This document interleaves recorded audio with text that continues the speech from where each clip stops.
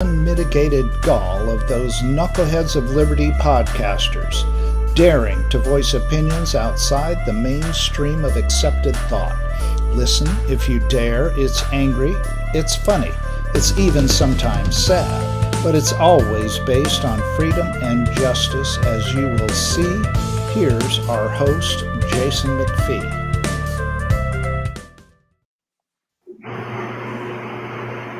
Welcome to the Knuckleheads of Liberty. We are coming to you on May 25th, 2022.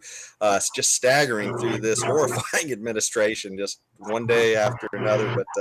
But anyways, we've got some topics to talk to you about today, and we also have a special guest too joining us on the panel as well. So let me introduce you to our panel. In our upper right-hand corner, we have our screaming eagle of freedom, Tim Everett. He is a pilot in the state of California, and on our upper left-hand corner, joining us regular for the Libertarian Counterpoint show, and also past Libertarian Party press secretary Richard Fields. So he's joined us on the panel today. So welcome, Richard. My name's Jason McPhee, your host today. So let's jump right into the topics. So this show's focused a little bit on government disinformation, lies, and witch hunts. And boy, I tell you, it's tough times over there at the Ministry of Truth. They seem to be have disabled themselves with their own disinformation. So maybe I could bring up a visual on this. Peter Doocy recently was questioning the press secretary that they have, Karine Jean-Pierre, and he specifically asked her about it. So did you guys literally get shut down because of disinformation, and that's what your whole job is dealing with disinformation? And she really didn't have a good answer for that. But I tell you, it's just crazy. I mean, this is like Orwell's Ministry of Truth, and this thing isn't quite gone yet. It just is sort of they've said it's temporarily disabled, and so it's possible this thing may be coming back.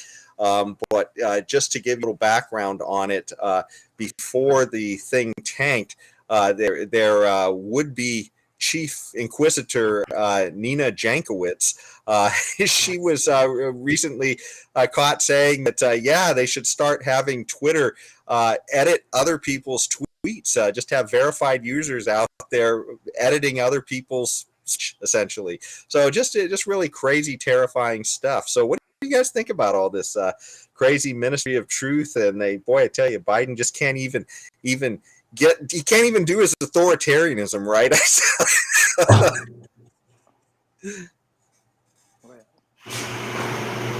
Where to start?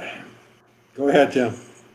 Oh, well, I don't know. I still am at a loss. Where's the legislator? How come all these new ministries and bureaucratic entities just crop up out of nowhere? I mean, how come this happens?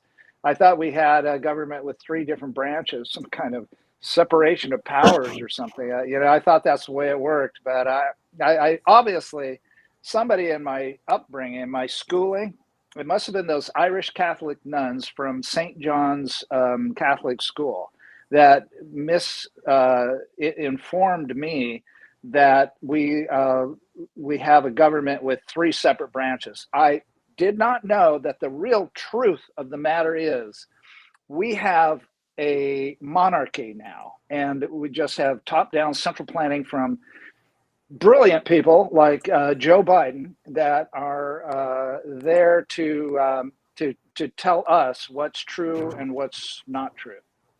I was wrong all along. Those darn nuns. I have a little bit different take. I'm going to echo Tim Sandifer, who's now at the Goldwater Institute, used to be at Pacific Legal Foundation. And the way he explained it is this way. He said, the legislature has essentially delegated all of its authority, and by all, that's almost 100% of its authority, to the administrative executive branch. And the way they have done it is legislators, they want to get reelected, okay? They've got a pretty good gig there in Washington, D.C. They want to keep it. Incumbents win about 95, something like that, % of the races. And the reason they are able to win is because they do a good job of keeping their constituents happy. They keep their constituents happy by doing good things. Now, the legislators are not all that much more brilliant than the rest of us, probably a notch or two less brilliant than the rest of us. But they are smart enough and savvy enough to know that if they promise something that their constituents want that sounds good, their chances of being reelected are enhanced. So they come up with a good thing. And they say, okay, I want this good thing to happen. Therefore, we're going to have a Department of Good Things that will make good things happen. And the Department of Good Things, well, we're going to have to give them the rulemaking authority, which means essentially the legislative authority to write the rules, write the laws. So it's not Congress writing the laws anymore. That's been delegated to making on the part of bureaucrats. And the bureaucrats make up their own damn rules. And once they're written, they're pretty much in stone unless somebody challenges them in court.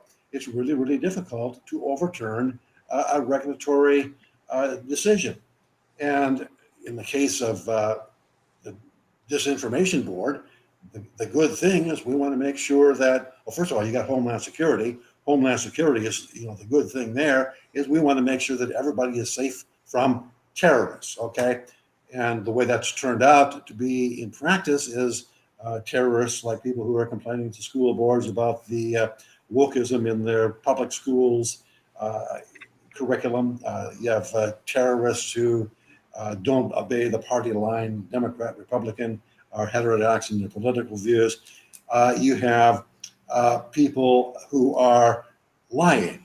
You can't have anybody being allowed to lie on social media.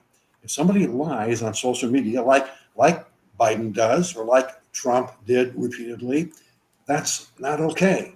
So we will make sure that we have under the Department of Homeland Security, we're going to have a disinformation board or governing unit or whatever, Ministry of Truth, as George Orwell would have called it, that says, okay, the Ministry of Truth, the Disinformation Governance Board, will oversee everything that's said on Twitter, on Facebook, on YouTube, you name it.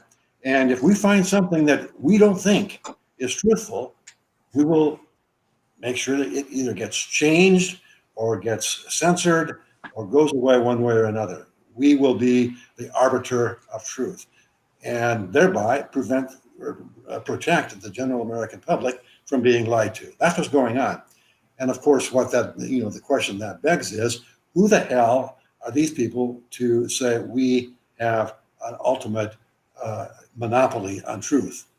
They're obviously liars from the get-go, and they're lying about their ability to catch others lying. It's a very scary development, and it's on hold. But I don't believe for a minute that it's gone away. Well, Richard, after all that eloquence, all I heard is you're against good things. All the good things that government wants to bring you, the endless good things and endless agencies of good things. I am against good things. I'm against good things at other people's expense. There's nothing wrong with good things if people want to make good things happen themselves, or if they want to pay others to make good things happen. What's wrong is government saying, Peter, we want good things to happen for Paul. Therefore, Peter, you are going to pay to make good things happen for Paul. And if you don't like it, that's tough. Yeah. I will say one thing, though, just to push back a little bit about regulatory agencies versus lawmakers as far as which is worse. The lawmakers, when they make these laws, that's essentially what gives the regulatory agencies the authority to make any of these regulations. But the regulatory agencies, they have to go through something called the Administrative Procedures Act. And that means literally you have to go through months and months and months of outreach to the public to let them know what it is you're going to do. But the lawmakers, they don't have to do any of that. I mean, they can literally show up with some bill and say to a lawmaker, you got a day to read 1,000 pages. The public has no chance to look at it. And as Nancy Pelosi told us once, we'll find out what's in it once we pass it. It is, it's almost like, man, I wish the lawmakers had a little more control over them then obviously I'm not saying that we need more rules by at all, but I mean it's just like, wow, I mean the lawmakers just don't seem to have any kind of constraints about what the public is supposed to be able to see. No, what you say is true, but by the same token, there are bills out there which have gone nowhere, which are the Read the Bills Act, which would require that the congressmen or state legislatures, if it's at the state level, actually read the bill before they vote on it. So these 10,000-page omnibus bills that you have 24 hours to review, obviously that couldn't happen with the Read the Bills Act. You've got the One Subject at a Time Act, which would prevent the omnibus bills from taking place in the first place. You vote on one thing, not 10,000 different things all put together in one big, pass it or lose your pet program bill. So, there are ways of getting around that at the legislative level, but all of those would shackle government. It would make it much more difficult for government to do things. And if you can't do things, if you can't do something about it, make a law. There ought to be a law. If you can't do it, then your chances of being reelected are lower. So that's why congressmen and state senators and state representatives et al., that's why they are taking the shortcut of passing it on to regulators so they can say, well, we didn't really mean for the regulators to do that. Twitch, the regulator shouldn't have done that. And then forget about it. Yeah, that's about the way it works, I guess. Speaking of which, though, this whole ministry of disinformation, one of the things that's caused to come out of the woodworks is Elon Musk and his buying of Twitter is what sort of, brought all this attention onto this disinformation board, popping up and saying that it's going to need to make sure of everything that's coming out of these social media companies. And since Elon Musk bought it and then said, hey, guess what? I'm not in line with the Democratic program or the Democrats program on this. Suddenly it's been a full court press against Elon Musk in the press. So I just wanted to share a few of these items with you. Maybe we could get some screen share here. So this one from Reason, but most recently, just like clockwork, Metoo allegation has popped up, and so somebody has claimed a story about Elon Musk sexually harassing somebody. So that's item one. Then another, I just find this one absolutely laughable. This website Futurism, it comes out and says, oh my gosh, SpaceX rocket fumes are hazardous to human health and they're bad for the climate. And as if they didn't know what's in rocket fumes all this time. And there's nothing magical about SpaceX rockets, okay, as far as the fumes that come out of them. I mean, this is true for anything. Even jet planes that go up in the air put out a lot of greenhouse gases as well. So the idea that suddenly the left is just woken. And then one I just found absolutely hysterical. The View, right after Elon Musk announced that he had bought 9% of Twitter, suddenly came out where they were condemning the safety of Teslas. Nobody else was. It's just the ladies of The View suddenly became worried that they'd be stranded in their Teslas in the middle of nowhere. And according to Whoopi, she was essentially said, the only way you can contact them is with an email. Which was nonsense. It's not even true. You just use the app, which is built in through the car. So and quite frankly, if you couldn't use the app, you'd be someplace where you couldn't use your phone too. So I mean, this stuff is just amazing. Watching the I guess the media arm of the Democrat Party just moving to work against somebody who is not on their team. So you guys have any thoughts on this? Well, qualified thought. First of all, you can't really call Elon Musk a libertarian. He's much more libertarian than say, Bill Gates. But he's not a libertarian. He's a businessman, and he has been very, very eager and willing to accept subsidies from the federal government for his various enterprises. Now, I'm not saying that's necessarily wrong. Not saying it's necessarily right either, but that's just the way business is done in the United States in the 20th and 21st centuries, 21st, 22nd, whatever century we're in the last one. But he is obviously being singled out because he had the temerity to say, you know what, free speech is better than not having free speech on Twitter and everywhere else. And the Democrats are deathly afraid of free speech, just like the Republicans used to be afraid of free speech back in the 60s. The 60s primarily, but during the Civil Rights Movement, 50s and 60s. Politicians don't want to hear, don't want their misbehavior being publicized.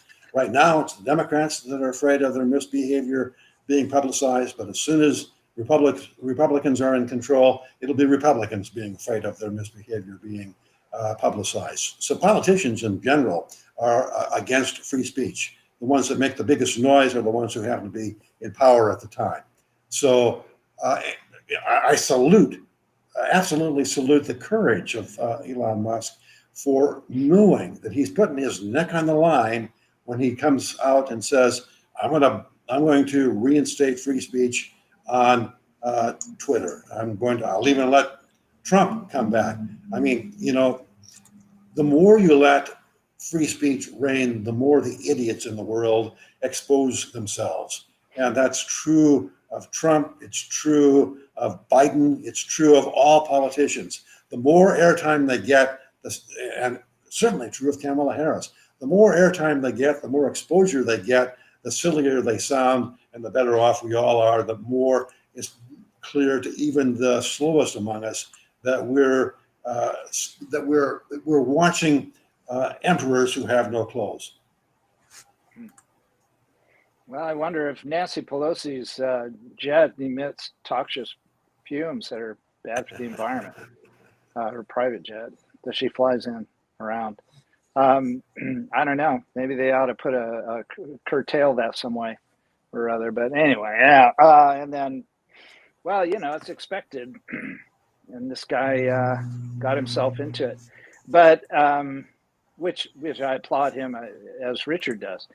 And it makes me wonder when is his ties with Putin going to be exposed by the left?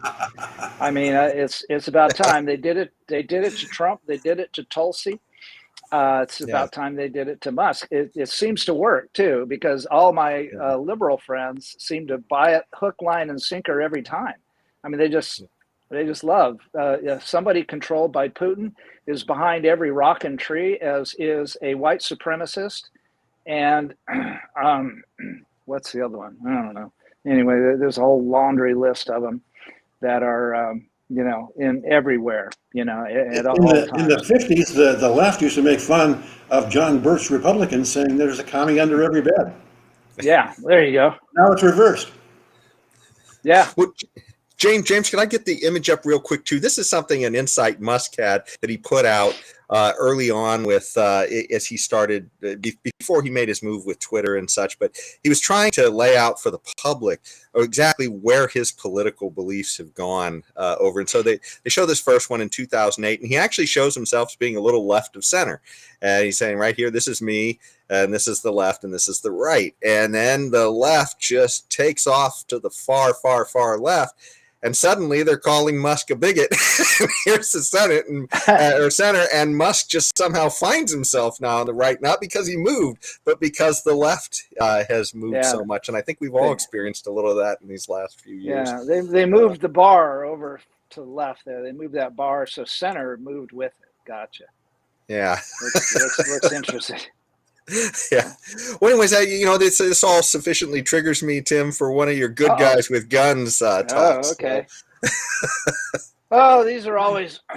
I love these because not only is it an elderly person with white hair, no doubt, but it's somebody that's of the feminine side of the gender. The whole gender thing. There's 75 genders now, but it's on the feminine side of those 75 genders. So this is back just a few days ago in May 20th in Oakley, California. It's a town in the Bay Area. A woman shot and killed a man in Oakley early Friday in a case that police are treating as self-defense. Officers responded at 12:39 a.m. That's in the middle of the night. to a report of a 51-year-old man shot in the 200 block of West Cypress Road. The man was found in the driveway of a home and succumbed to his injuries at the scene, police said. His name has not been released. Oh, they're so thoughtful. Investigators detained 3 people at the home and learned that a 74-year-old woman there has an elder abuse restraining order against the man because of a history of physical violence. And more alleged violence by the man led her to shoot him in self-defense, according to the police. The woman was not taken into custody. Can you imagine that?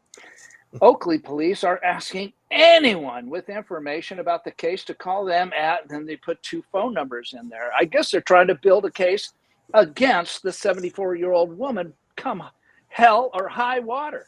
I mean, they just can't leave it alone. Not good enough that the guy she popped off was, under a restraining order, and he was found in her front driveway.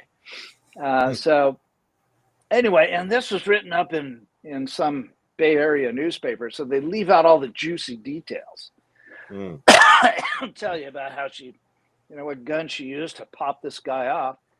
Anyway, it's all a sad state of affairs, but apparently the gun is a great equalizer, even if you're a 74-year-old elderly person and some 51-year-old man comes and attacks you, you can still prevail, which is the still number one, rallying cry behind the ability to have a self-defense weapon of choice to defend yourself with. Well, thank you, Tim, for that update on defending your liberty, I guess, from this craziness that's going on out there right now. So, I want to add to that. We talk about being, self-defense in domestic cases and, domestically as being a really, really good reason to have the right to bear arms, the right to own and bear arms. But all we have to do is look at Vietnam and most recently Afghanistan to realize that citizens with small arms can defeat empires with nukes. Yeah. And without those small arms, they couldn't.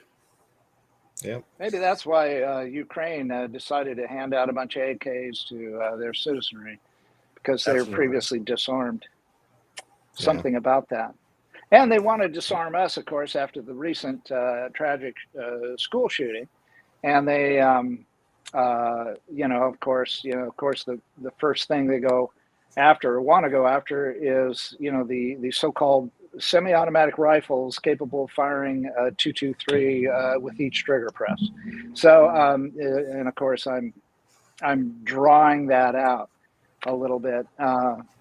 For the people on the left that thinks bullets were not invented until just recently. So anyway, but I digress. And so so what happens in their utopian world when nobody has a rifle anymore to defend themselves with, and we become invaded by some foreign nation? Is the government, the U.S. government, going to start handing out the AR-15s to the average citizen? Is that what's going to happen? Because you disarmed us in 2023 with some legislation based on, the actions of some little kid that's probably been taking psychotropic drugs since they were 5. What's going on there? Yeah, we don't want to make excuses for the high school kid that shot up the school in Texas, but once again, you've got a situation where you have a shooting gallery. You have a school in which any weapons at all are verboten, against the law. Teachers can't carry guns. Staff can't carry guns.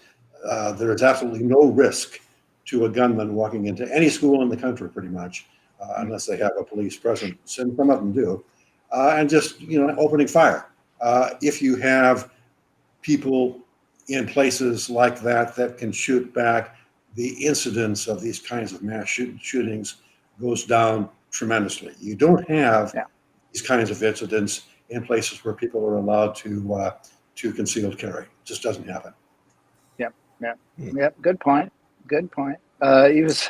Oh well. A lot of things we don't know about this particular one, so I'm sure things will come out. A little more details here and there. Anyway, but there we go. That's our good girl with a gun. Well, that brings us right up to near the end of our show with our Knucklehead News Patrol, or Noise Patrol, rather. And that brings us to Kamala Harris, one of our favorite knuckleheads on this show. And yeah, thank you for bringing that up.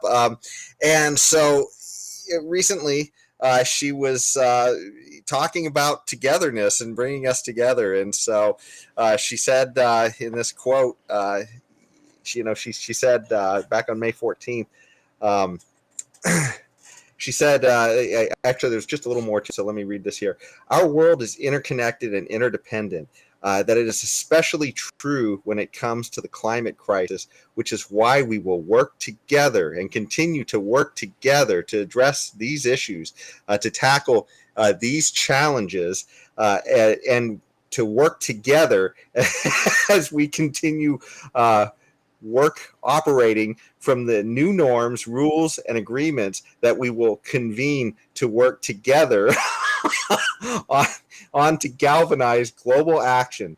With that, I thank you all. This is a matter of urgent priority for all of us. I know we will work on this together. So that's Kamala Harris. The only thing I can say is Joe Biden or his handlers are not quite as senile as they seem, because she is the insurance policy to avoid Biden being impeached. Yeah, that's very true, I'm sure. Yeah. Why pick somebody better than you, for crying out loud, when you're that bad? I mean, it wouldn't be hard to pick someone better than Biden. So, but you don't want to do that. You got to have somebody equally or even worse in the mental capacity department. That's for sure. See, he saved money on the poison taster. He just hired somebody below him. It was just so terrible. But yeah, it's just amazing, that who would have known that she was this incompetent until she gets out on the world stage. And we've done a whole bunch of these Knucklehead Noise Patrols with her, and it's just amazing the literary genius that she has. But anyway, so you guys have any last thoughts on it, or? Just about that, this whole togetherness thing. The left loves this idea of togetherness. They don't have any concept of what human nature is, and that people have different motives and different goals and everything. It never is are we ever going to be together? That's a left leaning principle that they go by. Oh, we want everybody to be together, and together we'll rule the world and we'll solve all the problems. The underlying thought there is everybody needs to get together on my page. Yes, on my page. Not on your page, my page. Yeah. Well, I've never heard anybody like Kamala who could speak so long and say so little. Just amazing. Well, speaking of which, we've come to the end of our show today, and thank you all so much for joining us. Thank you, Richard, for joining us here as well. And until the next one, stay free. Thank you, Jason. See you, Tim. Life, liberty, and the pursuit of happiness, always and forever. Thank you for listening to the Knuckleheads of Liberty podcast. Find us on Facebook, Rumble, YouTube, your favorite podcast network, and at knuckleheadsofliberty.com.